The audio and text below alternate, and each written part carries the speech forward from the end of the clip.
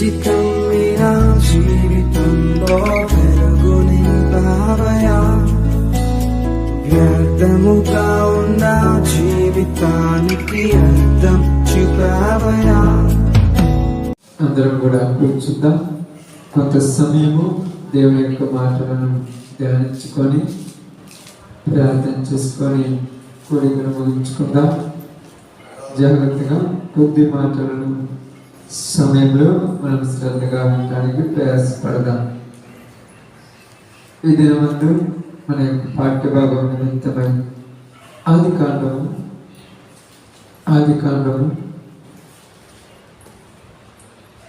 20వ అధ్యాయమును ఈ దినమందు మనము ధ్యానాంశం కొరకు ధ్యానిద్దాం. మన వారంలో ఆదికాండము 19వ అధ్యాయంలో ధ్యానించుకున్నాం. ఇప్పుడు 20వ అధ్యాయంలో నుంచి మనము కొద్ది మాటలు జాగ్రత్తగా ధ్యానిద్దాం. ఇక్కడ మనం చూసినప్పుడు అబ్రహాము తన యొక్క సహోదరుడి కుమారుడైనటువంటి లోతును తప్పించబడిన తర్వాత లోతు తన కుమార్తెలు వేరే ప్రాంతంలోనికి వెళ్ళిన తర్వాత ఆ యొక్క కొండ ప్రదేశంలోనికి వెళ్ళి పర్వతము ప్రదేశంలోనికి వెళ్ళిన తర్వాత అక్కడ కొన్ని విషయాలు జరుగుతాయి. అది జరిగి అయిపోయిన తర్వాత మరలా అబ్రహాం దగ్గరికి వస్తున్నటువంటి పరిస్థితి. ఇప్పుడు 20వ అధ్యాయం ప్రారంభం నుంచి మనం జాగ్రత్తగా చదువుదాం. అక్కడ నుండి అబ్రహాము దక్షిణ దేశంలోకి వెళ్ళిపోయి కాదేశుకును షూరుకును మధ్య ప్రదేశములో నివసించి గెరారులో కొన్నాళ్ళు ఉండెను. అప్పుడు అబ్రహాము తన భార్య అయిన సారాను గురించి ఈమె నా చెల్లెలని చెప్పిన కనుక గెరారు రాజైన అబీమెలెకు సారాను పిలిపించి తన ఎద్ద చేర్చుకొనెను. అయినను రాత్రి వేళ దేవుడు స్వప్నమందు అబీమెలెకు నొద్దకు వచ్చి, నీవు నీ ఎద్ద చేర్చుకొనిన స్త్రీ ఒక పురుషునికి భార్య కనుక ఆమె నిమిత్తము నీవు చచ్చిన వాడివి సుమా అని చెప్పాను. అయితే అబీమెలెకు ఆమెతో పోలేదు కనుక అతడు, ప్రభువా, ఇంటి నీతి గల జనమును హతము చేయుదువా? ఈమె నా చెల్లెలని అతడు నాతో చెప్పలేదా? మరియు ఆమె కూడా అతడు నా అన్న అనెను. నేను చేతులతో ఏ దోషము చేయక యథార్థ హృదయముతో ఈ పని చేసి తిని అనెను. అందుకు దేవుడు, అవును, యథార్థ హృదయముతో దీన్ని చేసిద్వని నేను ఎరుగుదును. మరియు నీవు నాకు విరోధముగా పాపము చేయకుండా నేను నిన్ను అడ్డగించితిని, అందుకే నేను నిన్ను ఆమెను ముట్టనీయలేదు. ఓకే, జాగ్రత్తగా కొంత సమయం మీరు జాగ్రత్తగా కూర్చున్నందుకు ప్రభునామములో శుభాలు వందనాలు తెలియజేస్తున్నా. జాగ్రత్తగా కొన్ని మాటలు విందాం. ఇక్కడ చెప్పబడినటువంటి సందర్భము చాలా విలువైనటువంటి సందర్భం. ఏమిటి ఇక్కడ జరిగినటువంటి సందర్భం? ఇక్కడ జరిగినటువంటి పరిస్థితి ఏంటంటే, అబ్రహాము సింధూర వనములో ఉన్నటువంటి, అందరికి తెలుసు కదమ్మా, సింధూర వనములో ఆ యొక్క ప్రదేశంలో ఆ యొక్క ప్రాంతంలో దేవుని యొక్క దూతలు ముగ్గురు వచ్చినప్పుడు వాళ్ళకు పరిచారణ చేసిన తర్వాత అక్కడ నుంచి వాళ్ళను పంపిస్తున్నప్పుడు అబ్రహాము మార్గ మధ్యంలో వాళ్ళతో సంభాషణ జరిగింది. ఏమిటా సంభాషణ తెలుసా మనకు గుర్తుందా? ఆ ముగ్గురికి అబ్రహాముకు మధ్య సంభాషణ ఏంటిది?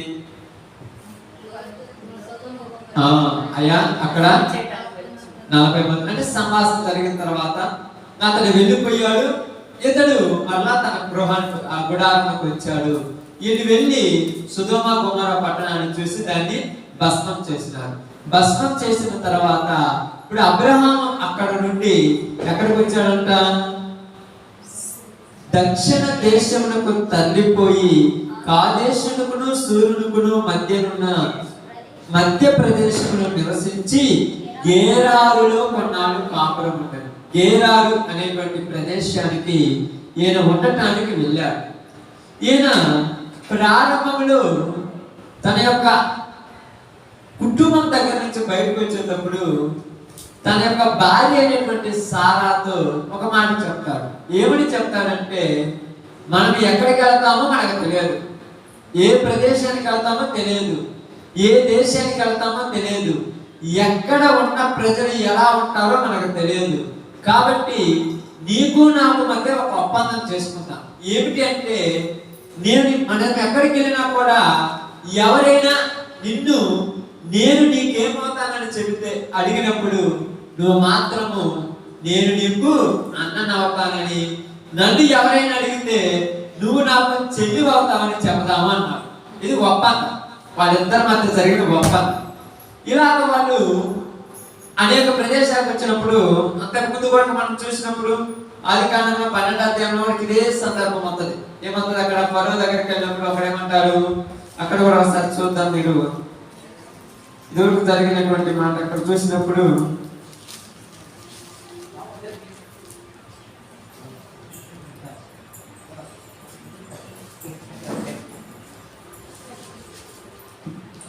తీసుకున్నాం 12వ అధ్యాయం 12 చదవండి.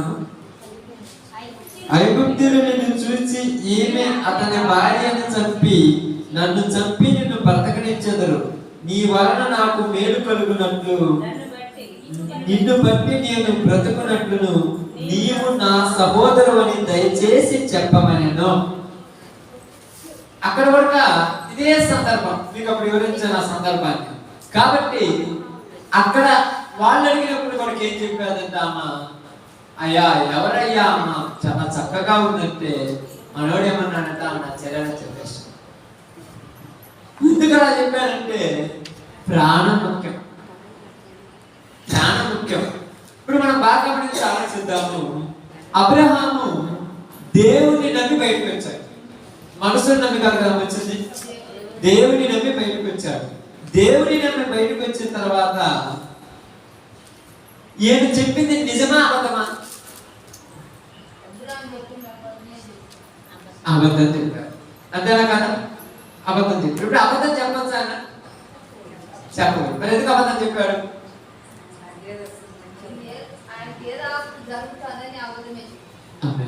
ప్రాణం దక్కించుకోవడానికి కొద్దిగా అబద్ధం చెప్పాడు. మనం కూడా ఏమంటామంటే పరిస్థితులను బట్టి చెప్పాలి కదంటే, పరిస్థితులను బట్టి చెప్పినా దేవుడు దానికి లెక్క చేస్తాడు. మనం కొన్ని పరిస్థితులను బట్టి కొన్ని అబద్ధాలు ఆడుతుంటాం, కొన్ని పరిస్థితులను బట్టి ప్రార్థన చేసుకో. ఏంటంటే నా పరిస్థితి దేవుడికి తెలుసు అంటే, నీ పరిస్థితి ఏదైనా దానికి లెక్క చేస్తారు ఖచ్చితంగా, ప్రతి దానికి లెక్క ఉంటుంది.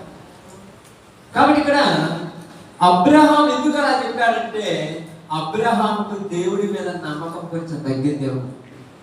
అతని విశ్వాసుడు తండ్రి కాదనట్లేదు, కానీ అలాంటప్పుడు నా దేవుడు ఉన్నాడు, నాకేమి కాదు అని నమ్మకం ఉండాలిగా.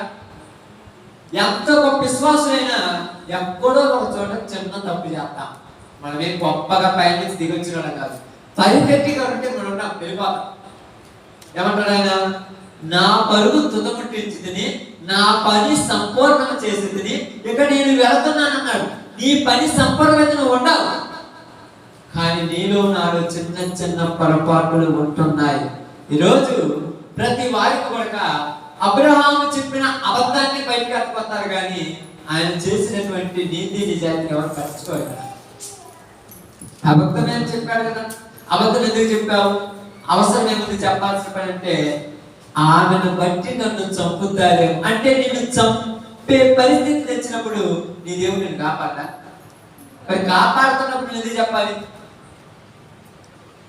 బాగా అర్థం చేసుకుంది. కాపాడేవాడు నువ్వు ఎందుకు చెప్పాలంటే, మనుషులు కదా, మనుషులు కదా, మనమేమి దేవనం కాలేక మనుషులు కదా, శరీరంలో ఉన్నాం కాబట్టి కొన్ని ఇబ్బందులు అవుతుంటాయి. అప్పుడు ఇక్కడ ఎలా ఉందంటే పరిస్థితి, ఎదుటి వాళ్ళలో లోపాలు చూసే వాళ్ళమే కానీ మన లోపాలలో మనం చూడం. ఎదుటివాడు చిన్న తప్పు చేస్తే దాంట్లో భూతత్వం ఇక్కడ చూసే లోకం ఇది. మనం చిన్న తప్పు చేసిన కూడా అది మసిపూసి మారకాయ చేసేస్తాం, నేను చేసిన పెద్ద తప్పు కాదులే అంట. ఉదాహరణకి రోజు పొద్దున్న నుంచి సాయంత్రం దాకా పడుకొని నిద్రపోయినావు, బైబిల్ చదవలేదంటే నాకు ఆరోగ్యం బాగలేదు నేనేం చేశాను అంట. అదే పక్కన గంట చదవకుండా ప్రార్థన చేయకుండా ఎందుకమ్మా మీరు వరకు ప్రార్థన లేదంట. కాబట్టి ఇక్కడ అదే జరుగుతుంది. అబ్రహాం ఆమెను చెల్లెలని చెప్పినప్పుడు ఒక రకంగా చెప్పాలంటే దేవుడు కాపాడలేము అనుకున్నాడు, లేకపోతే చెప్పడు కదా. అంటే ఇప్పుడు దేవుడు కాపాడలేము అనుకున్నాడేమో. అయితే ఇప్పుడు అక్కడ చూడండి ఏమిటి, కాదేశము గెరార్ అనే ప్రాంతానికి వెళ్ళినప్పుడు అబ్రహాం తన భార్య అయిన సారాను గురించి ఈమె నా చెల్లెలని చెప్పిన కనుక గెరారు రాజు అయినటువంటి అబీమెలెకు ఆమె నా ఇంటికి తీసుకొచ్చాడు. నీకు చెల్లెలు కదా, నేను రాజు ఈ దేశానికి, నీ చెల్లెని నేను పెళ్లి చేసుకుంటాను. నీ చెల్లెలకి ఇంకా వివాహం కాలేదు కదా, ఎవరికో ఒకరికి ఇచ్చేటందుకు నాకే ఇస్తే మంచిది కదా అన్నట్టుగా ఆయన ఆమెను ఇంటికి తీసుకొచ్చుకున్నప్పుడు అబ్రహాం ఇప్పుడు ఏమీ అనలేదంటే అంత గొప్ప విషయం చెప్పండి, ఆలోచించాలి. తన భార్యను తన కళ్ళ ముందే రాజు తీసుకెళ్తూ ఉన్నాడు రాజు ఇంటికి. ఇప్పుడు రాజు ఇంటికి ఆమె పోయిన తర్వాత రాజు ఆమెను తో కలిసి పాపం చేస్తాడు. ఇప్పుడు అబ్రహాం నాకు తెలుసా తెలియదు, తెలిసి కూడా ఎలా ఉండగలిగాడు? ప్రాణం కావాలి ముఖ్యం, మనిషికి ప్రాణం ముఖ్యం కానీ ఎన్ని ముఖ్యం కాదనుకుంటారు కొన్నిసార్లు. కాబట్టి ఇక్కడ అబ్రహాం కూడా తెలిసిన తర్వాత ఇప్పుడు ఏమైందంటే వాళ్ళు తీసుకెళ్ళారు. తీసుకెళ్ళిన తర్వాత అబ్రహాం బాధపడుతున్నాడు. ఏం బాధపడుతున్నాడు? అయ్యో నా యొక్క భార్యను వాళ్ళు తీసుకెళ్ళాలి, రాజు దగ్గరికి తీసుకెళ్ళాలి, అయ్యో వాళ్ళ దగ్గరికి తీసుకెళ్ళిన తర్వాత నా భార్యతో వాళ్ళు పాపం చేస్తారే, వాళ్ళు నా భార్యను వాళ్ళ భార్యగా చేసుకున్న తర్వాత ఇక నాకు భార్య ఉండదు కదా అని ఆలోచన ఉందా? నన్ను నమ్మి నాతో వచ్చింది కదా, నేను మధ్యలో వదిలేస్తే బాగుంది ఉంటుందా? బాధ ఉన్నది కానీ పరిస్థితులు అలా వచ్చాయని చెప్తాం, అంతే కదా. అందరూ చెప్పేది కదా, పరిస్థితులు అలా వచ్చాయి, నన్నేం చేయమంటావయ్యా? ఓర్చుకోలేకపోతున్నాను, భరించలేకపోయేంత బాధ ఏం లేదు ఇక్కడ. భరించలేకపోయేంత బాధ ఎవరి కాడ ఉండదు, అందరము మామూలు. ఇప్పుడు అదే చూస్తున్నాము, అబ్రహాము బాధపడుతున్నాడు. అబ్రహామును పిలిచింది ఎవరు? దేవుడు. బాగా అబ్రహామును పిలిచింది దేవుడు. ఇప్పుడు ఏం జరిగిందంటే అబీమెలెకు ఆమెను తన భార్యగా చేసుకోవాలని ఆలోచిస్తున్నప్పుడు రాత్రికాల సమయంలో ఏం జరిగిందని అక్కడ మనం చూసినప్పుడు, అక్కడ బాగా ఆలోచించినప్పుడు ఇదిగో అబీమెలెకు ఒక కళ వచ్చింది. ఒక కళ, పడుకొని నిద్రపోతున్నాడు, నిద్రలో ఒక కళ వచ్చింది. ఏమి కళ వచ్చిందంటే అబీమెలెకుతో దేవుడు మాట్లాడుతున్నాడు. ఎవరు మాట్లాడుతున్నాడు? దేవుడు మాట్లాడుతున్నాడు. ఏమని మాట్లాడుతున్నాడు? నీ ఇంట చేర్చుకొనిన ఈ స్త్రీ వేరొకని భార్య కావున ఆమె నిమిత్తము నీవు సచ్చిన వాడివి. ఇక్కడ మనకు అర్థం కావాల్సింది ఏంటంటే వేరొకని భార్య మీద మనసు పడ్డావంటే నువ్వు సచ్చినోళ్ళకే. ఎవడైనా కానీ, ఎలాంటిదైనా కానీ, స్త్రీ అయినా పురుషుడైనా వేరొకరి మీద మనసు పడ్డావంటే నువ్వు సచ్చినోళ్ళకే దేవుని దృష్టిలో. కాబట్టి జ్ఞానం కలిగినటువంటి అబీమెలెకు ఏం చేశారంటే, అయ్యా నేనేం తప్పు చేశాను? నేను తప్పు చేయలేదు, అబ్రహామే కదా నాతో చెప్పిన. ఏమని చెప్పాడు? ఆయన చెల్లెలని చెప్పాడు. భార్య ఏం చెప్తే అసలు తాగనగా చెల్లెలని చెప్పి తప్పు చేశాడు కదా. చెల్లెలని చెప్పిన తర్వాత ఆమె చూడటానికి బాగుంది కాబట్టి నేను వివాహం చేసుకోవాలనుకున్నాను. అంటే ఇప్పుడు నీ పరిస్థితి ఎలాంటిది? ఏదో దారిని పోతున్నటువంటి పరిస్థితిని బట్టి వాళ్ళు దారి వెళ్ళిపోతూ ఉన్నారు. కనపడితే అందం కనపడగానే భార్య అనుకోవటమేనా? బాగా అర్థం చేసుకోండి, ఇక్కడ లోతుగా అర్థం చేసుకోండి. కనపడగానే ఓకే అందంగా ఉన్నది అంటే భార్య అనుకోవటమేనా? చెల్లెలు అనుకోవచ్చుగా, లేకపోతే అక్క అనుకోవచ్చుగా. మరి వేరే ఏం లేదా? భార్య అనుకోతుంది మనుషులకి. నాకు అర్థం కాదా? లోకంలో ఉన్నటువంటి స్త్రీలు చాలా మంది కనపడుతుంటారు పురుషులకి. ఇదే దృష్టితో ఎందుకు చూస్తారు? వేరే దృష్టితో చూడొచ్చుగా. మరి నా అక్క లాంటిదే, నా చెల్లెలు లాంటిదే అని అనుకోవచ్చుగా. మరి అనుకోకుండా మరి ఇలాంటి దృష్టితో ఎందుకు చూసావంటే అందుకంటున్నాడు, నీ హృదయంలో నువ్వు తప్పుడు ఆలోచన ఆలోచించావు. నువ్వు మంచివాడు నీకు చెడ్డ ఆలోచనలు రావుగా. నీ బుద్ధే చెడ్డ బుద్ధి, నీ స్వభావమే చెడు స్వభావం, నీ ఆలోచనే చెడ్డ ఆలోచనలు. అందుకే నువ్వు చెడ్డ గుణంతో చూస్తావు. ఒకవేళ నేను వచ్చి చెప్పకపోతే నువ్వు అంత పాపం చేసేవాడిగా, నువ్వు ఆమె నీ భార్యగా చేసుకునేవాడిగా. నేను వచ్చి చెప్పాలంటే నువ్వు పాపం చేయకూడదని కాదు, నా దాసుడికి అన్యాయం జరగకూడదని. నా దాసుడైన అబ్రహాంకు అన్యాయం జరగకూడదు. అతను వచ్చాడు, నా మార్గంలో నడుపుతున్నాడు, మధ్యలో భయపడ అబద్ధాలు చెప్తాడు. మనం కూడా మధ్యలో భయపడ అప్పుడప్పుడు పొరపాటు చేస్తుంటాం. చేసిన ప్రతిసారి దేవుడు సరి చేస్తూ ఉంటాడు. ఎన్ని రోజులు చేస్తాం, ఏం చేద్దాం, ఏం తర్వాత సంగతి. ఇప్పుడు సబ్జెక్ట్ చెప్పడం కాదు, కానీ ఇప్పుడు మనం పాఠంలోకి వెళ్దాం. కాబట్టి ఇప్పుడు ఏమంటున్నాడు చూడక్కడ, ఆమె నిమిత్తం నీవు చచ్చిన వాడవు సుమ కనుక అతడు ప్రభువా ఏమన్నాడు, అయితే అబీమెలెకు ఆమెతో పోలేదు కనుక అతడు ప్రభువా ఇట్టి నీతి గల జనమును అతను చేయుదువా. ఇప్పుడు ఎప్పుడైతే అబ్రహాము భార్య మీద ఎవరు కనబడింది, అబీమెలెకు కనబడిందో ఎవరి కోపం వచ్చింది, దేవుడి కోపం వచ్చింది. దేవుడి కోపం ఏం చేయాలనుకున్నాడు,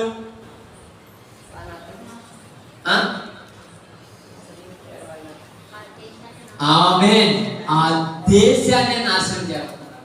మామూలు దేశాన్ని నాశనం చేయాలనుకున్నాడు. అందుకు అభిప్రాయం అంటున్నాడు, అయ్యా ఇదిగో అతడే నాకు చెల్లెలని చెప్పాడు కాబట్టి నేను ఆమెతో పాపం చేయలేదు కదా, ఆమె నా భార్యగా చేసుకోలేదు కాబట్టి ఈ జనాన్ని ఇట్టి నీతి గల జనులను అతను చేయుదువా. అంటే ఇప్పుడు రాజు ఆ జనులను ఏమనుకుంటున్నారు, నీతి గల జనులు అనుకుంటున్నారు.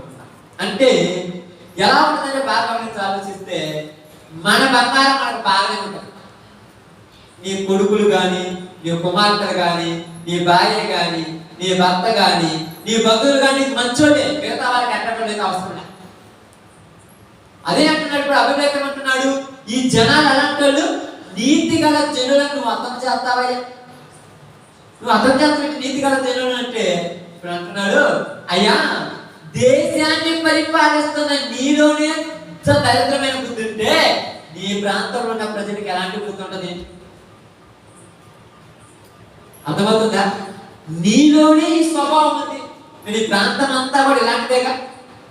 ఇప్పుడు కొత్తగా వచ్చారు, ఏదో దారిని కోతుకుపోతున్నారు, ఈ ప్రదేశంలో కోతుకుపోతున్నప్పుడు చూశావు, చూడగానే ఓకరే ఎవరు ఇద్దరు దారికి పోతున్నారు, వాళ్ళతో నాకే పని అనుకోవచ్చుగా.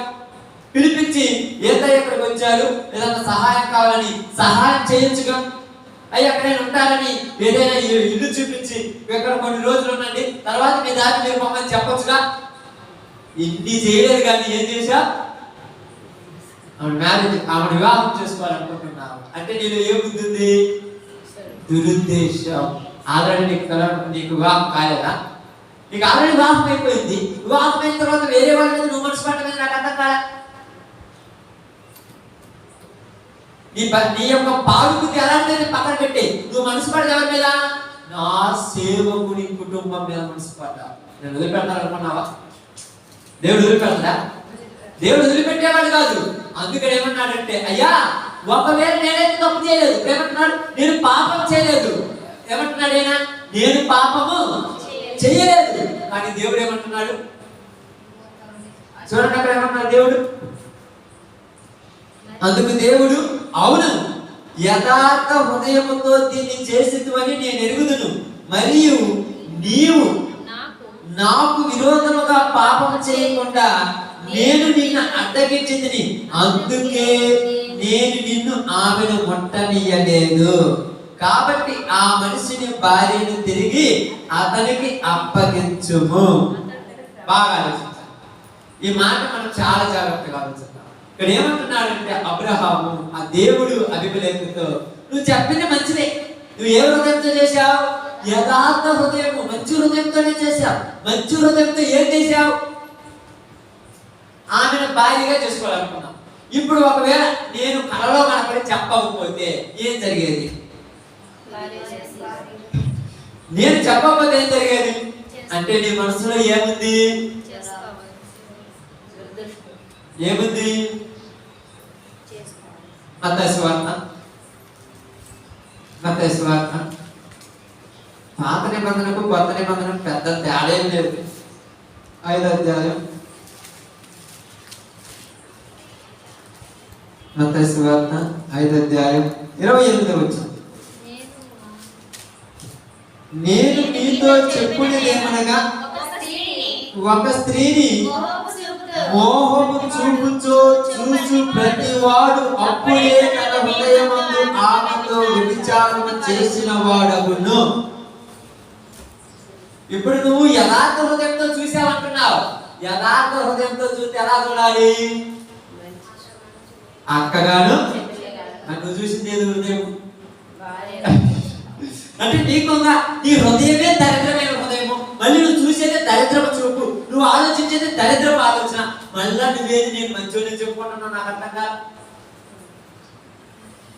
మంచిగా అసలు చెప్పాడు కుదిరిందా? ఒకవేళ నేను వచ్చి చెప్పలేదు అనుకో, నువ్వేమడివేవాడి?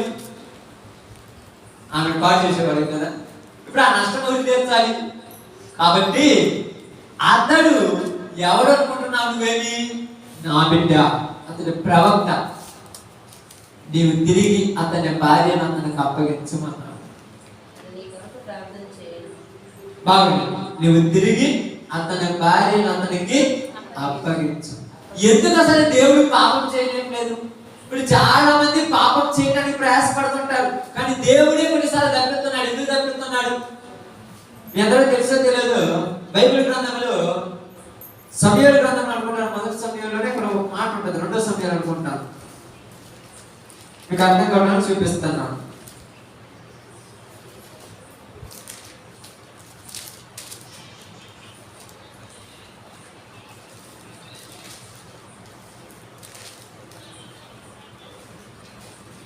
అక్కడ చదవబడినటువంటి మాట అబిగయీలు గురించి ఉంటుంది చూడండి. అక్కడ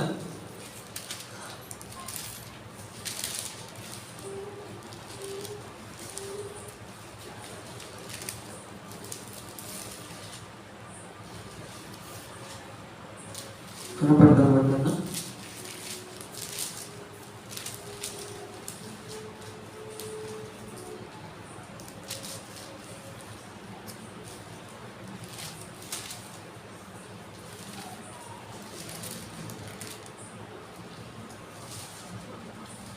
కనపడలేదు. మొదటి సమయం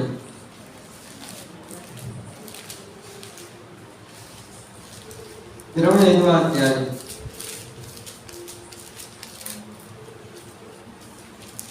25వ అధ్యాయం. ఇవన్నీ మీకు సుపరిచయం చేసిన పరిచయాలు చాలా సార్లు చెప్పుకున్నాను ఈ సందర్భాలు. 25వ అధ్యాయం 32వ వచనం.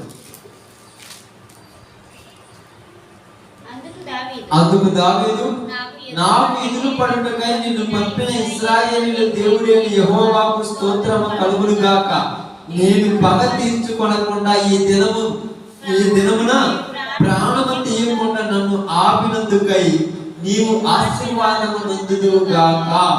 నీవు చూపిన బుద్ధి విషయమై నీకు ఆశీర్వాదము కలుగును గాక. ఏమంటున్నాడు? నేను పగ తీర్చుకోకుండా ఈ దినము నేను ఒక మనిషిని చంపకుండా నన్ను ఆపినవాడు నువ్వే, నిన్ను పంపింది దేవుడు. ఎందుకంటే ఈ రోజు నువ్వు నన్ను ఆపకపోయి ఉంటే నేను వెళ్ళి పాపం చేసేవాడు. కొన్నిసార్లు మన జీవితాలు మనకు తెలియకుండానే కొన్ని మంచి పనులు చేస్తుంటాం, మనకు తెలియకుండానే చేస్తుంటాం. కానీ తర్వాత అర్థమవుతుంది మనం చేసిన మంచి పని వాళ్ళకు. ఇప్పుడు అర్థం కాకపోవచ్చు, ఒక రోజు అవుతుంది అప్పుడు అర్థమవుతుంది, ఇప్పుడు ఎవరికి అర్థం కాకపోవచ్చు. అందుకని ఇక్కడ ఏమన్నా తెలుసా? ఇదిగో నీవు పాపము చేయాలని నీ మనసులో అనుకున్నావు, కానీ చెయ్యకుండా నేనే ఆపేశాను. ఎవరు అక్కడమ్మా? ఎందుకు ఆపుతున్నాడు దేవుడు? ఎందుకు ఆపుతున్నాడు తెలుసా? బైబిల్ గ్రంథం యూదా పత్రిక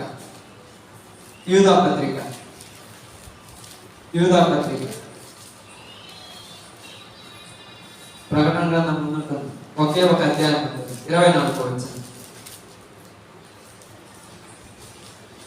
తొట్టిల్లకుండా మేము కాపాడుటకును, తన మహిమ ఎదుట ఆనందంతో మీకు నిర్దోషులుగా నిలబెట్టుటకును శక్తి గల మన రక్షకుడైన అద్వితీయ దేవునికి మన ప్రభు అయిన యేసుక్రీస్తు ద్వారా మహిమయు మహాత్యమును ఆధిపత్యమును అధికారమును యుగయుగములు పూర్వమును ఇప్పుడును సర్వయుగములను కలుగును గాక. ఏమంటున్నాడు? తొట్టిల్లకుండా మిమ్మల్ని కాపాడుటకును. తొట్టిల్లకుండా మనల్ని కాపాడాలి. ఎందుకు? మనం ఎప్పుడైతే తొట్టిల్లకుండా నిలబడతామో అప్పుడు మనం ఎవరు ఎదుర్కొంటామంట? తన మహిమ ఎదుట నిలబెట్టుకోవాలని మనందరినీ తొట్టిల్లకుండా కాపాడుతూ ఉన్నాడు. ఎవరి ద్వారా? యేసుక్రీస్తు ద్వారా. అందుకని ఇక్కడ ఏమంటున్నాడు తెలుసా? ఇదిగో తాను కూడా సంఘమును ప్రేమించను. ఎలా ప్రేమించాడంట? ఎలా ప్రేమించాడంట సంఘమును? అది ఎఫెసీయులకు రాసిన పత్రిక. ఇది అన్ని కూడా చెప్పాలంటే సబ్జెక్ట్ ఏంటమ్మా? 5వ అధ్యాయం చూడండి. ఎఫెసీయులకు రాసిన పత్రిక 5వ అధ్యాయం. తాను కూడా సంఘమును ప్రేమించి ఎలా ప్రేమించలే మాత్రం మనకు రాబడింది. 5వ అధ్యాయము 27వ వచనం జాగ్రత్తగా 27. అటువలే క్రీస్తు కూడా సంఘమును ప్రేమించి అన్నాడు. అటువలే క్రీస్తు కూడా సంఘమును ప్రేమించి అది కలంకమైనను మడతైనను అట్టిది మరి ఏదైనను లేక పరిశుద్ధమైనది గాను నిర్దోషమైనది గాను మహిమ గల సంఘముగా తన ఎదుట నిలబెట్టుకోవాలని వాక్యముతో ఉదక స్నానము చేత దానిని పవిత్రపరిచి పరిశుద్ధపరచుకొనుటకై తన్ను తాను అప్పగించుకొనెను. ఏమంటున్నాడు? సంఘాన్ని తన ఎదుట ఎలా నిలబెట్టుకోవాలంట? నిష్కలంకముగాను మచ్చైనను డాలైనను మడతైనను మరి ఎలాంటి కళంకమైనను లేకుండా పరిశుద్ధులుగా మనం తన ఎదుట నిలబడాలని మనం ఎప్పుడు పాపం చేయకుండా ఏం చేస్తున్నాడంట? వాక్యముతో ఆపుతున్నాడు. ఆమేన్. అప్పుడు అబీమెలెకుకు కలలో కనపడి చెప్పాడు, ఇప్పుడు మనకు వాక్య రూపంగా చెప్తున్నాడు. ఎందుకయ్యా మాకు రోజు ప్రార్థన పెట్టి వాక్యం చెప్తున్నామంటే ఎక్కడైనా డిస్టర్బ్ అయ్యి మరలా లోక ఆశలోనికి పోతామేమో. అలా పోతే మీరు మరలా నాశనానికి వెళ్ళిపోతారు. కాబట్టి మీరు నాశనానికి వెళ్ళిపోవటానికి నేను లోకంలో నుంచి మిమ్మల్ని పిలుచుకోలేదు, కానీ నా ఎదుట పరిశుద్ధులుగాను నిర్దోషులుగాను నిష్కళంకులుగా ఉండి నాతో మహిమలో నిలబెట్టుకోవాలని నేను మిమ్మల్ని పిలుచుకున్నాను కనుక, నా రక్తం ఇచ్చి మిమ్మల్ని పన్నాను కనుక అప్పుడప్పుడు మీకు చిన్న చిన్న ఇబ్బందులు అవుతుంటాయి. చిన్న చిన్న ఇబ్బందులు, పెద్దయం కాదు. పెద్ద ఏమన్నా చిన్న పొరపాటు ఇప్పుడు అభిప్రాయం వచ్చింది. పెద్ద ఇబ్బంది అది చిన్నదే. అవును, అంతదే చిన్నదంటే దేవుని దృష్టిలో చిన్నదే. మరి పెద్దదేంటే దేవుని దృష్టిలో అది చిన్నదే. దేవుని దృష్టిలో పెద్దదంటే ఏంటి చెప్పండి? మీకు తెలిస్తే చెప్పండి. పెద్దదంటే పెద్ద పాపం అంటే దేవుని దృష్టిలో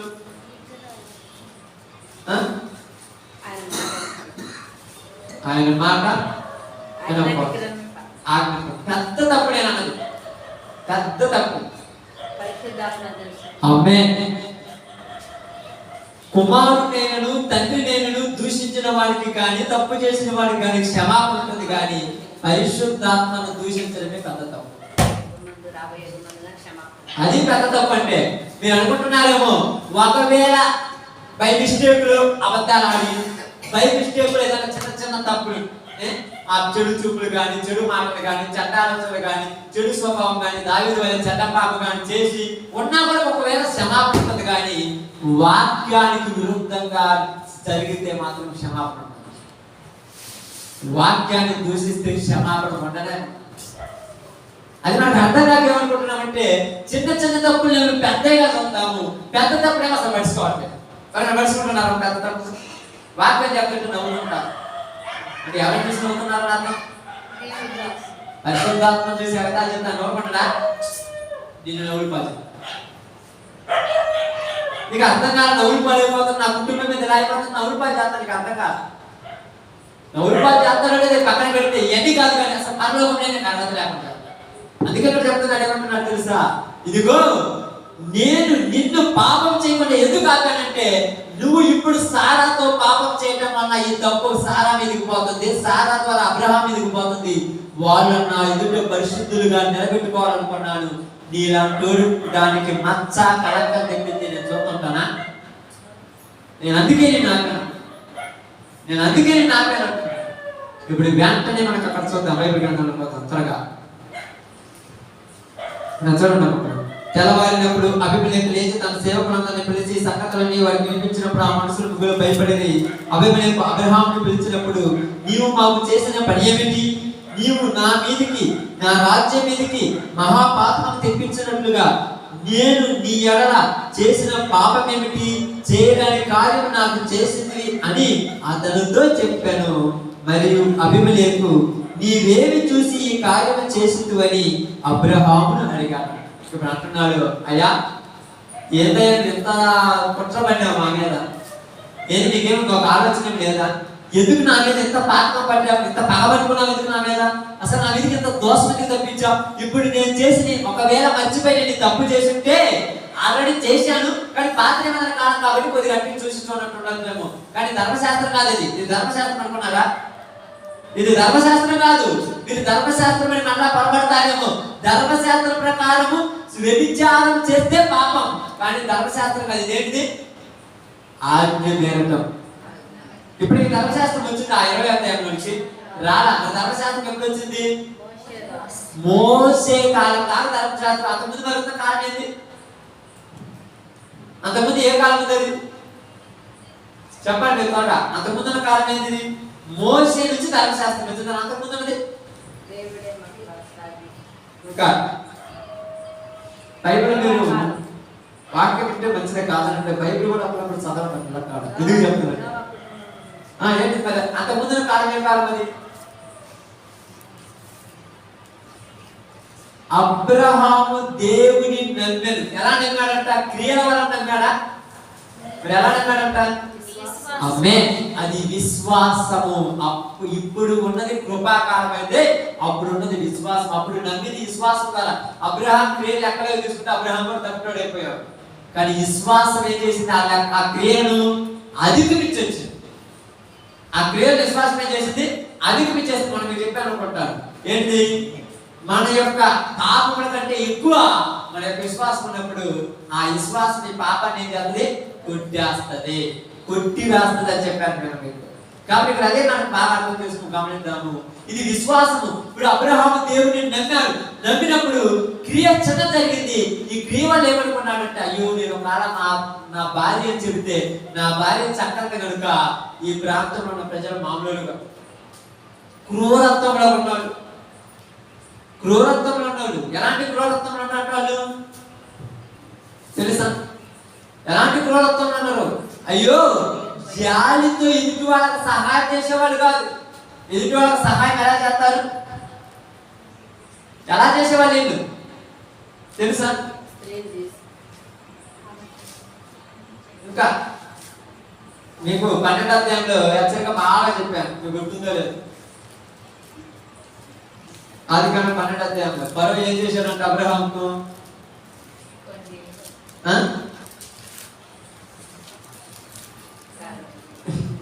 అప్పుడు చూడండి ఏమన్నాడు ఇక్కడ? చూడండి, అతడు ఆమెను బట్టి అబ్రహామునకు మేలు చేసెను. ఆమెను బట్టి అబ్రహాంకి ఏం చేశాడంట? అబ్రహాం మేలు చేస్తాడు. ఏది నా కొరకు మేలు చేస్తున్నాడు? ఏది నన్ను వద్దన్నా డబ్బులు వెళ్తున్నాడు? వద్దన్నా నాకు మేలు చేస్తున్నాడు. ఏంటంటే నిన్ను బట్టి కాదు, నీ వెనకున్న ఆస్తిని బట్టి అన్నట్టు దేవాలి. మామూలు విషయాలు కూడా మనకు అర్థం కాదు. మనం అంటాం ఏది ఊరకని భలే మాట్లాడుతున్నావు, భలే ప్రేమిస్తున్నావు, వాళ్ళతో బాగా మాట్లాడుతున్నావు, రాసుకొని పూసుకొని తిరుగుతున్నట్టు ఇది లోక ప్రేమ, మాయ ప్రేమ. ఏదో ఆశ చూపకుండా ఊరక రాడు. అర్థమైందా? ఎరేసి చాపన పెట్టారు. అక్కడ ఎరేసి ఏం చేస్తారు? చాపన పెట్టేస్తారు. వీళ్ళేమనుకుంటున్నారంటే అబ్బో నన్నే పిలుస్తున్నారు, నాతోనే మాట్లాడుతున్నారు, నన్నే చూసుకుంటున్నారంటే అంత సీన్ లేదు. వాడు ఎవరిని వెతుకుదని వెతుకుతూ చూపించున్నటువంటి గర్జించే సింహం వాడి నోట్లో పట్టామనుకో అందరూ కూడా దుమ్మే. అందుకే ఇక్కడ ఏమంటున్నారంటే చూడండి, బాగా మంచి ఆలోచిస్తే సారాకు అబ్రహాముకు మధ్య ఉన్నటువంటి కమ్యూనికేషన్ అభిమేలకు అర్థం కాక అభిమేలకు అంటున్నాడు, అయ్యా నువ్వు నాకు ఎందుకు ఇంత కిరాతకం చేసావు, ఎంత కీడు నా మీదకి తలపెట్టావు, నా దేశం మీదకి ఇంత పాప మీదకి కూడబెట్టావు అనగానే ఇప్పుడు అంటున్న అబ్రహాం అంటున్నాడు, నేనేం చెప్పానయ్యా, నేను నిజమే చెప్పాను అన్నాడు. లేదట ఏంటి నిజము? ఆయన నిజాడు, ఆమె నిజాడా, ఆమె నిజాడా. మళ్ళీ కన్యా చెప్పాడు తెలుసు అక్కడ ఆ మాట తప్పని తర్వాత చూడండి 12 వచ్చిన చదవండి. అంతేకాక ఆమె నా చెల్లి అన్నమాట నిజమే.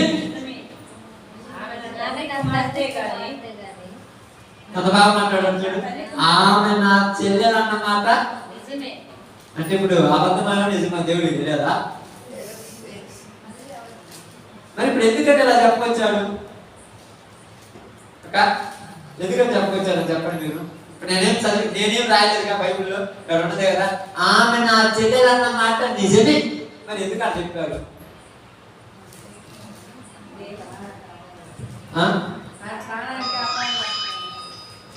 పరిస్థితి అక్కడానికి ఇక్కడ ఉంది.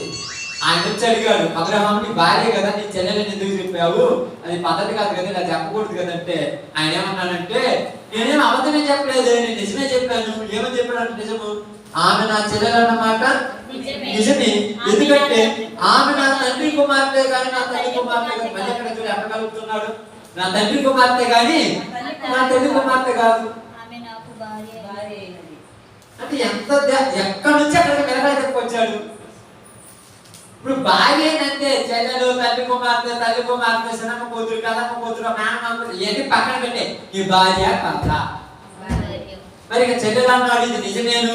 ఎలా చెల్లెలేదంటే మా తాత ముత్తాతల కాలంలో వాళ్ళ ఇంటి పేరు మా ఇంటి పేరు కరెక్ట్ కాదు కాబట్టి ఇప్పుడు నాకు వరుస కాలేదు కాబట్టి చెల్లెలు ఏంటి పిచ్చి వ్యవహారం చేస్తున్నా, పిచ్చి వ్యవహారం కదా ఇదంతా. నువ్వు చేసే తప్పుడు నువ్వు కవర్ చేయడానికి ఇన్ని తీయాలా, నువ్వు చేసే తప్పుడు కవర్ చేసుకోవడానికి ఇన్ని తీయాలా? అవసరం లేదుగా. ప్రేమనాలి ఇది నిజమే, ఎందుకు నువ్వు చేసేదే తప్పు, మళ్ళీ దాన్ని కవర్ చేయడానికి మళ్ళీ ఏంటి మాట్లాడుతున్నాడు చూడు. ఇప్పుడు మాట్లాడే మాటలు కూడా తప్పిబడి పడుతున్నాడంటే అర్థం కవర్ చేస్తున్నాడు. దేవుడు ఒప్పుకుంటున్నా కవర్ చేస్తే. ఇప్పుడు నీ చెల్లెలను చేసుకోకూడదు, నీ భార్య అయిపోయిన తర్వాత అడిగితే ఏం చెప్పాలి, నా భార్య చెప్పాలి. మరి వాళ్ళ చెప్పకపోవడానికి కారణం ఏంటి అనగానే ఇప్పుడు అభిప్రాయం కలుగుతున్నాడు, అయ్యా నువ్వు ఎంత పాత్ర ఎందుకు పెట్టావు, ఇంత ఎందుకు చేసావు, అసలు ఎందుకు నువ్వు నా భార్య అని చెప్పకుండా చెల్లెలని చెప్పావు, ఏ దాన్ని బట్టి అలా చెప్పావంటే ఇప్పుడు అబ్రహాం నోటితో మాట మాట్లాడుతున్నాడు చూడండి. అక్కడ దేవుడు నన్ను నా తండ్రి ఇల్లు విడిచి దేశాంతరమున అక్కడ కదా నేను ఇప్పుడు చదివించి నేను చదవను 10 వచ్చు. మరియు అబీమెలెకు నీవేమి చూసి ఈ కార్యము చేసినవని అబ్రహామును అడగగా అబ్రహాము ఈ స్థలములో దేవుని భయము లేదు. ఏమి లేదంట? అబ్రహాం ఏం చూశాడంటారా? ఇక్కడ మనసులో దేవుడు అంటే భయం లేదు, అందుకే నేను భయపడి చెప్పానయ్యా. అర్థమైందా? వారినే చెప్పాలన్న ఎందుకు చెప్పాడు? ఇక్కడ మనసులో ఏ భయం లేదు, దేవుడు అంటే భయం లేదు. ఎవరికి లేదు? ఎవరికి లేదు. రాజుకే లేకపోతే మనుషులు పడదా? రాజుకే భయం లేదు. ఊళ్ళో ఉన్నటువంటి ఎందుకు దేవుని భయం లేదంటే దేవుని భయం కలిగిన వాళ్ళు ఎలా నడుచుకుంటారనేది మనకు కొన్ని విషయాలు నీకు చెప్తాను చూడండి. నిర్గమకాండంలో మాట్లాడుతూ ఉన్నాడు ఒక మాట చూడండి, అర్థం కావడానికి ఎందుకు దేవుని భయం ఉండాలో చెప్తున్నాను. 20 వచ్చి ముఖ్యాలు చదవండి. 20 నిర్గమకాండం 20. అందుకు మోసే భయపడకుడి, మిమ్మలను పరీక్షించుటకు మీరు పాపము చేయకున్నట్లు ఆయన భయము మీకు కలుగునట్లు దేవుడు ఏం చేసినని ప్రజలతో చెప్పాను. ప్రజలు దూరముగా నిలిచి మోషే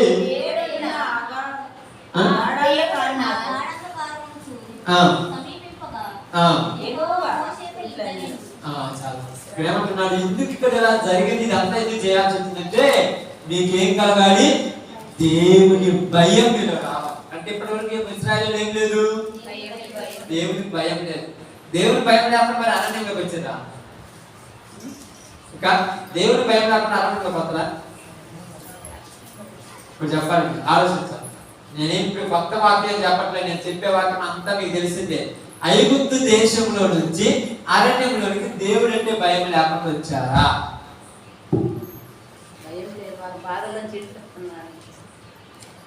ఏదో అవసరానికి అన్నం కడుతున్నారని వచ్చారు కానీ భయంతో రాదు. ఈరోజు దేవుడి మందిరాలు కూడా చాలా మంది ఏదో కష్టకాలంలో దేవుడు మాకు సహాయం చేశాడు కాబట్టి వస్తున్నారు కానీ దేవుడు అంటే భయంతో వచ్చాడు ఒక్కరు లేరు. దేవుడు అంటే భయం ఉండాలి. ప్రార్థనకు వచ్చేవాళ్ళకి ఏముండాలి? దేవుడు అంటే భయం. ఏమని భయం ఉండాలి? ఏమని భయం ఉండాలమ్మా చెప్పండి? ఏమని భయం ఉండాలి?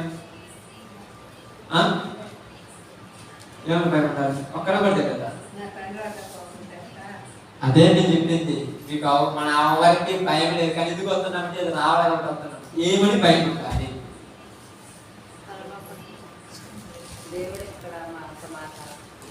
ఇంకా ఎవరైనా మీకు అనిపించింది అసలు దేవుడు అంటే ఏమని మనకు భయం ఉండాలి? ఇక్కడ ఈ స్థలంలో దేవుడి భయం లేదని ఎందుకు చెప్పాడు?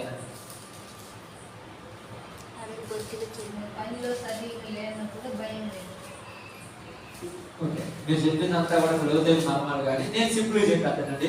దేవుడు అంటే ఎందుకు భయం లేదంటే, దేవుడు అంటే మనము పాపం, దేవుడు అంటే మనకి ఎందుకు లెక్కలేదంటే ఎంత సింపుల్ గా అబద్ధాలు చెప్తున్నామక్క భయం చెప్పమా?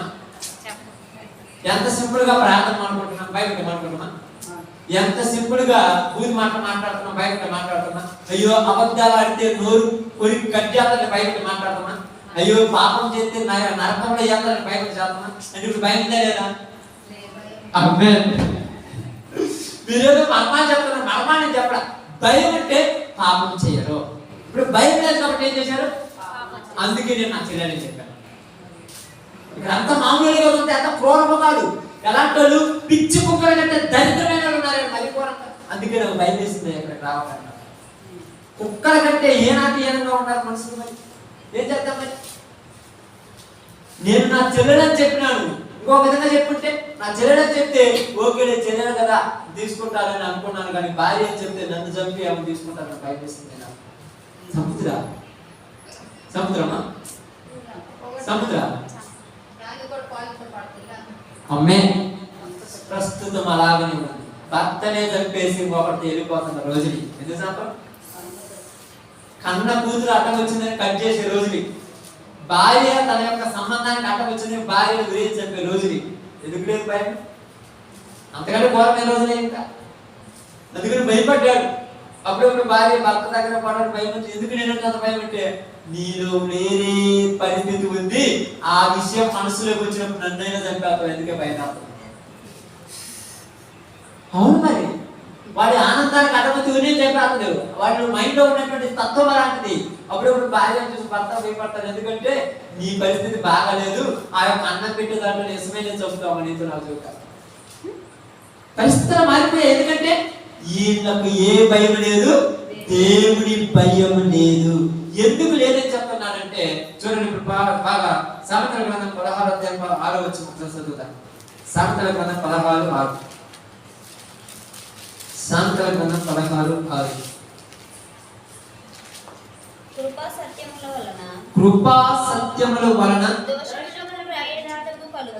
దోషములకు ప్రాయశ్చిత్తము కలుగును. యెహోవా యందు భయము భక్తి కలిగి ఉండటం వలన మనుషులు చెడుతనము నుండి తొలగిపోతారు. అంటే ఇప్పుడు చెడ్డతనం నుండి అందరూ తొలగిపోయారమ్మా. చెడుతనం నుండి తొలగిపోయారు మనుషులు.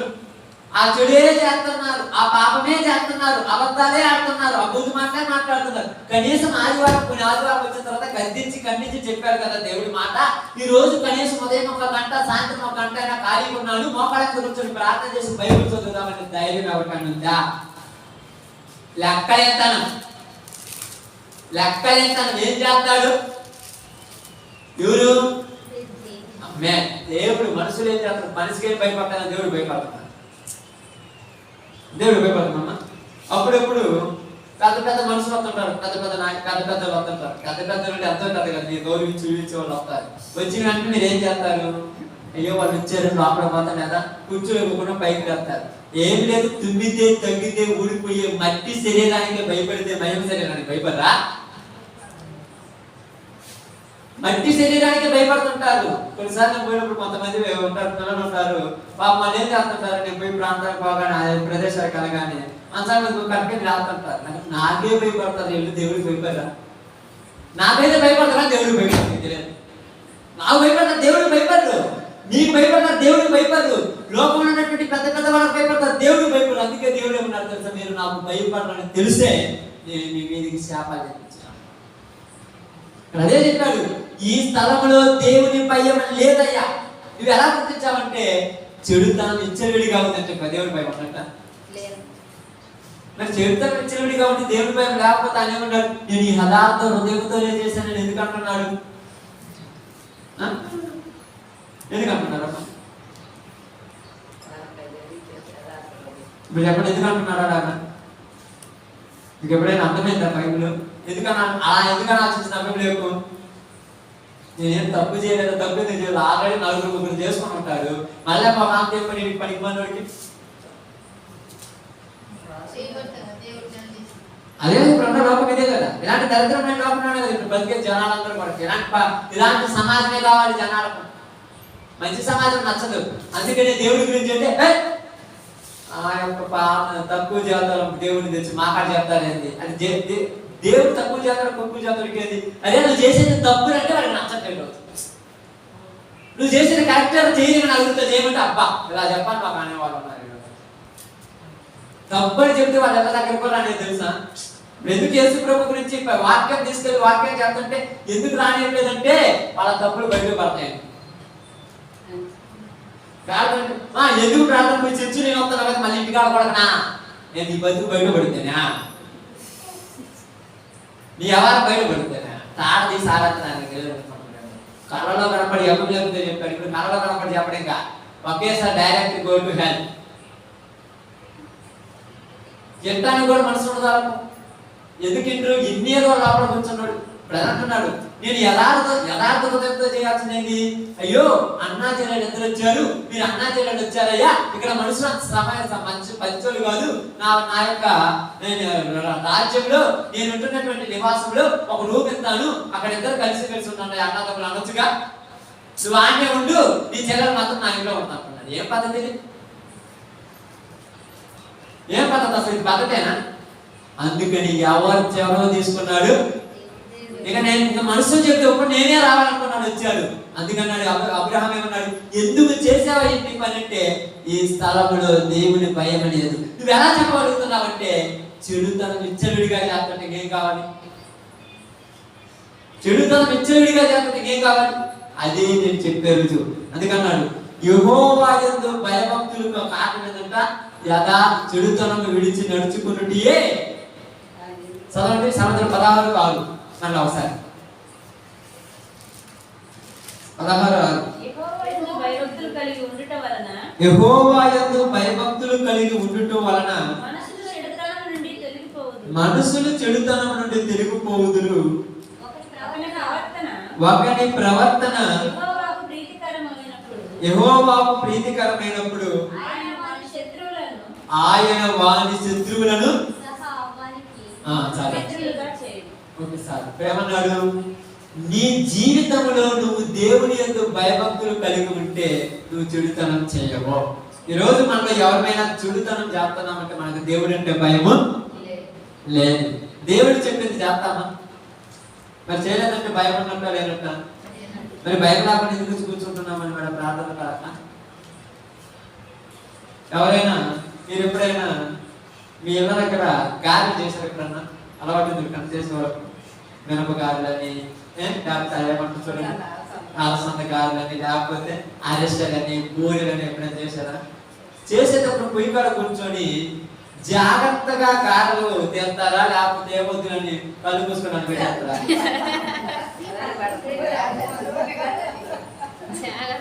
ఎందుకు?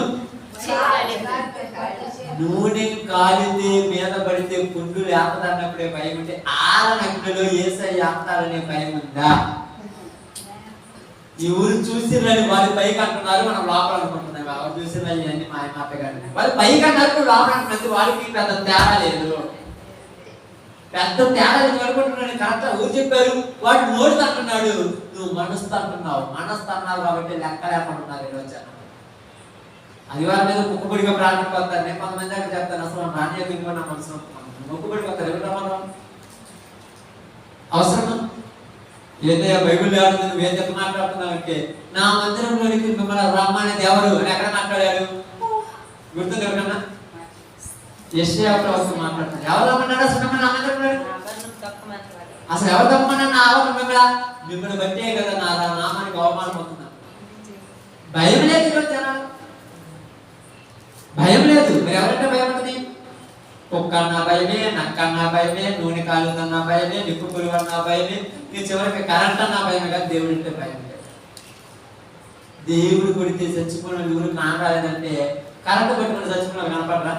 చాలా మంది కనపడరా? నిప్పు పడి కాలంలో చాలా మంది కనపడరుగా. కుక్క పడితే 6 నెలలు పక్కన చాలా మంది కనపడరుగా. మరి దేవుడు గురించి ఊరు కనపడ్డారు చెప్పండి. ఇంచుమించు 20 లక్షల మంది పైగా తగలబడ్డారు కరోనా వచ్చి. దేవుడు పుట్టాడు. ఇంచుమించు 0 వేల మంది తగలబడ్డారు. దేవుడు పుట్టాడు. ఏదో కరెంటు పట్టుకుంటే పసుపానాలతో ఉన్నట్టు పడ్డాడు. దేవుడు పడితే జీవితాంతం మృత్యుండేతాడు పడతాడు.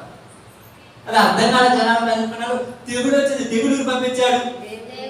తెగుడు వచ్చింది అంటున్నా, తెగుడు కాదు ఆయన పంపించాడు. ఎందుకు పంపించాడంటే పాపం విస్తరించిపోతున్నాడు, తెగుడు పంపిస్తున్నారు.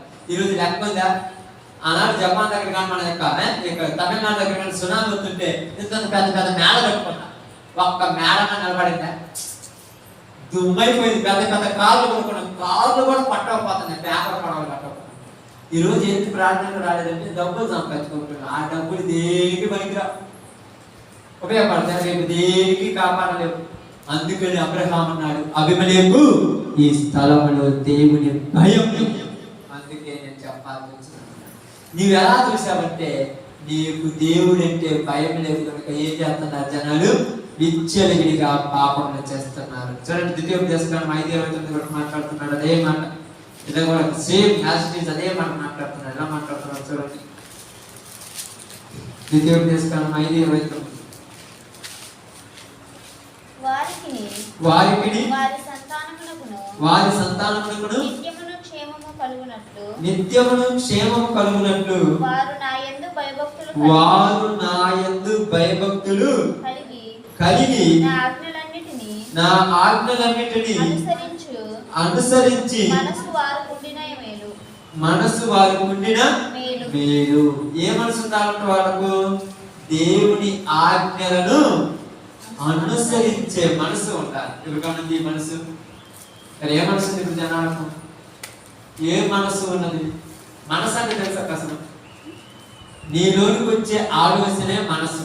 ఏ ఆలోచనలు ఉన్నాయి ఇప్పుడు? మనసుకి ఎక్కువ ఆలోచనలు ఉన్నాయి మనకి. ఇక్కడ ఏం ఆలోచనలు ఉన్నాయి? నిజాలు చెప్పండి, అబద్ధాలే ముందుగా.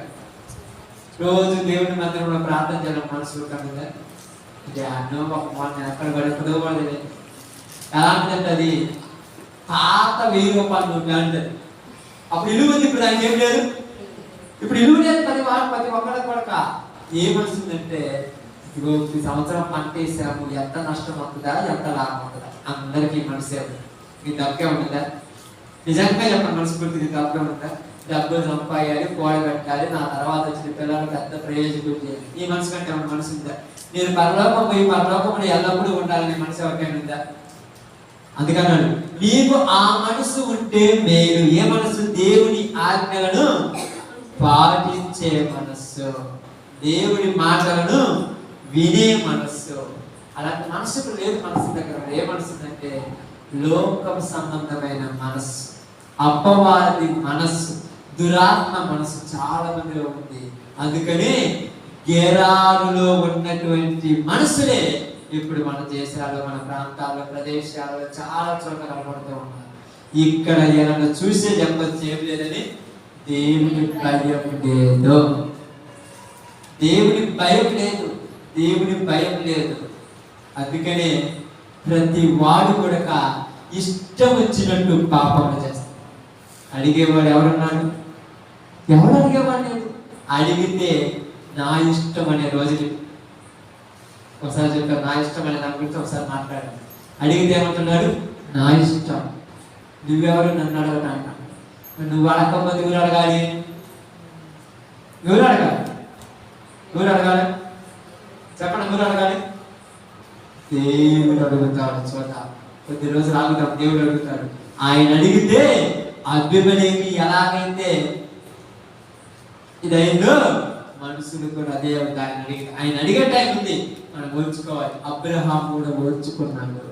అయ్యా నా చేత నేను చేసి నా వల్ల కాలేదు ప్రభువా, ఇక నేను చివరికి ఏం చెప్పాను? నా చెల్లెనే చెప్పానయ్యా ఏదైనా కానీ ఈ ప్రాంతం అంత మంచిది కాదయ్యా దేవుడికే అప్పచెప్పాను. ఆయన తెలుసుకుంటే ఏమైందంట? అభిమలేకుతో మాట్లాడితే అభిమలేకు గొప్పడు కాబట్టి అన్నాడు. ఇప్పుడు ఎక్కడున్నారా? ఇప్పుడు మా తప్పుడు మాట్లాడంటే వాక్యం ద్వారా మాట్లాడటం అంటే నేను కాదు. ఇప్పుడు తన కుమారుని ద్వారా వాక్యం ద్వారా మాట్లాడుతున్నారు. అంటాడా? ఎందుకనట్లా? దెబ్బలు తినేవాడు మాట్లాడతాడా? దెబ్బలకు రెడీ అయిన మాట్లాడతాడా? వాడికి తన్ను లేవు అప్పుడప్పుడు తన్ని దేవుడి ద్వారా కొట్టించుకునే టైం వచ్చింది. చూడండి అక్కడ అప్పుడు ఏమంటున్నాను చూడండి. అయితే ఈ తల ముందు దేవుని భయం లేదని నేను గ్రహించింది అన్నాడు. చూడండి. కాబట్టి కింది చదువుకున్నాం 17 చదువు. అప్పుడు అభిమలేకు ఇదిగో నా దేశం నీ ఎదుటనున్నది, నీకు ఇష్టమైన స్థలమందు కాపురం ఉండమనను. మరియు అతడు సారాతో ఇదిగో నీ అన్నకు నేను 1000 రూపాయలు ఇచ్చి ఉన్నాను. ఇది నీ యొద్దనున్న వారందరి దృష్టికి ప్రాయచిత్తముగా నుండుటకై ఇది నీ పక్షముగా ఇచ్చి ఉన్నాను. ఈ విషయం అంతటిలో నీకు న్యాయం తీరిపోయిందనను. ఏం మాట్లాడుతున్నాడు? శారమ్మ గారి దగ్గరికి అంటున్నాడు, అమ్మా నీ అన్నకి నేను ఎంత ఇచ్చాను అంటున్నాడు? 1000 రూపాయలు. అప్పట్లో 1000 మామూలు విషయం. 1000 రూపాయలు ఇచ్చాను అన్నాడు. అంటే ఏం చేస్తున్నాడు ఇక్కడ తెలియకుండానే? ఒక రకంగా సారమ్మ వాడి హేళన పెట్టేస్తాడు. నీ అన్నకి ఇచ్చాను అంటున్నాడు. అంటే ఇంత తెలిసినా కూడా అన్న అంటున్నాడు ఏంటి? నాకు అర్థం కాదా? ఎంత తెలిసినా కూడా అన్న అంటున్నాడు ఏంటి అంటే ఇంకా లోపల ఉన్నటువంటి కొవ్వు పెరగాలి. అందుకని ఎంతనే ఉన్నారు తెలుసా? ఇదిగో ప్రాయశ్చిత్తం, నన్ను క్షమించను అనుకుంటున్నాను, నన్ను క్షమించను అనుకుంటున్నాను. నేను ఎవరి ఎదుట పాపం చేస్తున్నాను ఆమె దగ్గరికి నన్ను క్షమించి నేను తప్పు చేశాను నన్ను క్షమించను అనుకున్నాడు. ఇది వెంటనే జరిగిందంటే అక్కడ ఈ విషయం అంతటిలో నీకు న్యాయం తీరిపోయిందనను.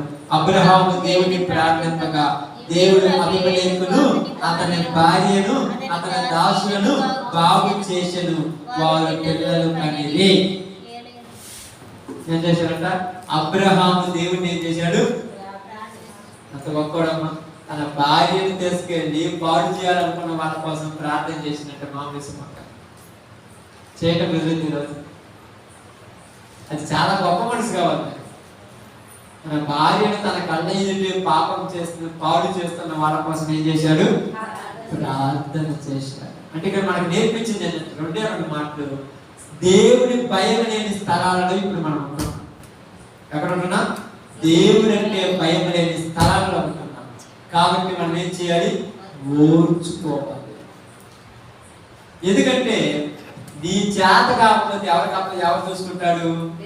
దేవుడు మాట్లాడతాడు. దేవుడు మాట్లాడినప్పుడు వాళ్ళకు బుద్ధి వచ్చినప్పుడు నీ దగ్గరికి వస్తారు ప్రార్థించాలంటే. అప్పుడు నువ్వు ప్రార్థన చెయ్యాలి. చేస్తావా లేదా? నిజంగా చేస్తావా లేదా? అబ్రహాము లాంటి అబ్రహాము కుమారులు అయితే చేస్తాం. కాకపోతే అబ్రహాం కుమారుని ఎలా అయ్యాము? యేసుక్రీస్తు వారిగా అయిపోయాం. కాబట్టి ఇప్పుడు మనలో అబ్రహాములో ఉన్న మనసు మనకు ఉన్నదా ఈరోజు?